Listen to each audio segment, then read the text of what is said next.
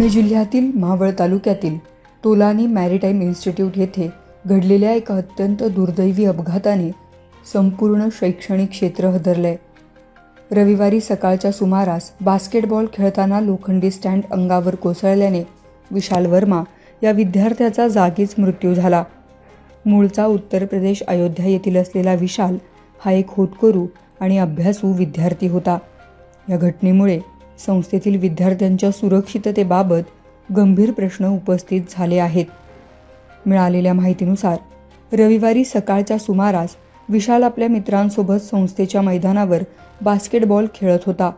खेळ रंगात आलेला असतानाच अचानक ही दुर्घटना घडली.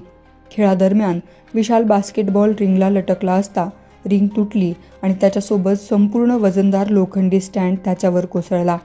हा लोखंडी पोल थेट त्याच्या डोक्यावर आदळल्याने तो गंभीर जखमी झाला आणि काही क्षणातच रक्ताच्या थारोळ्यात कोसळला. घटनास्थळी उपस्थित असलेल्या इतर विद्यार्थ्यांनी आणि कर्मचाऱ्यांनी तात्काळ मदतीसाठी धाव घेतली. गंभीर अवस्थेत असलेल्या विशालला तातडीने मायमर हॉस्पिटल येथे हलवण्यात आलं. मात्र दुर्दैवाने रुग्णालयात पोहोचण्यापूर्वीच त्याचा मृत्यू झाला होता. डॉक्टरांनी तपासणीअंती त्याला मृत घोषित केले. या घटनेनंतर संपूर्ण इन्स्टिट्यूट परिसरात शोककळा पसरली असून विद्यार्थ्यांमध्ये संतापाचं वातावरण आहे. इतक्या मोठ्या आणि आंतरराष्ट्रीय दर्जाच्या संस्थेमध्ये खेळाच्या साहित्याची योग्य देखभाल केली जात नव्हती का, असा संतप्त सवाल विद्यार्थी उपस्थित करतायत.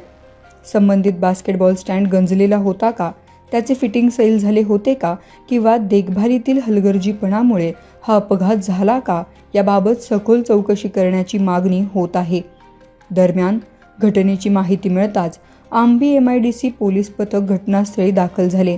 पोलिसांनी पंचनामा करून पुरावे गोळा केले असून विशालचा मृतदेह शवविच्छेदनासाठी पाठवण्यात आला आहे. पोलीस प्रशासनाने दिलेल्या माहितीनुसार या घटनेची नोंद करण्यात आली असून मैदानावरील CCTV फुटेज तसेच प्रत्यक्षदर्शींची चौकशी सुरू आहे. या अपघाताला नेमकं कोण जबाबदार आहे याचा तपास सुरू आहे. या प्रकरणात आणखीन एक गंभीर बाब समोर आली आहे. विद्यार्थ्यांनी आरोप केला आहे की कॉलेज प्रशासनाने पोलिसांना माहिती देण्यास उशीर केला. त्यामुळे पोलिसांना घटनास्थळी पोहोचण्यासाठी सुमारे 3 तासांचा विलंब झाल्याचे सांगितले जात आहे. या विलंबामुळेही विद्यार्थ्यांमध्ये रोष वाढला. एक होतकरू आणि हुशार विद्यार्थ्याचा अशा प्रकारे दुर्दैवी मृत्यू झाल्याने त्याच्या कुटुंबावर दुःखाचा डोंगर कोसळलाय.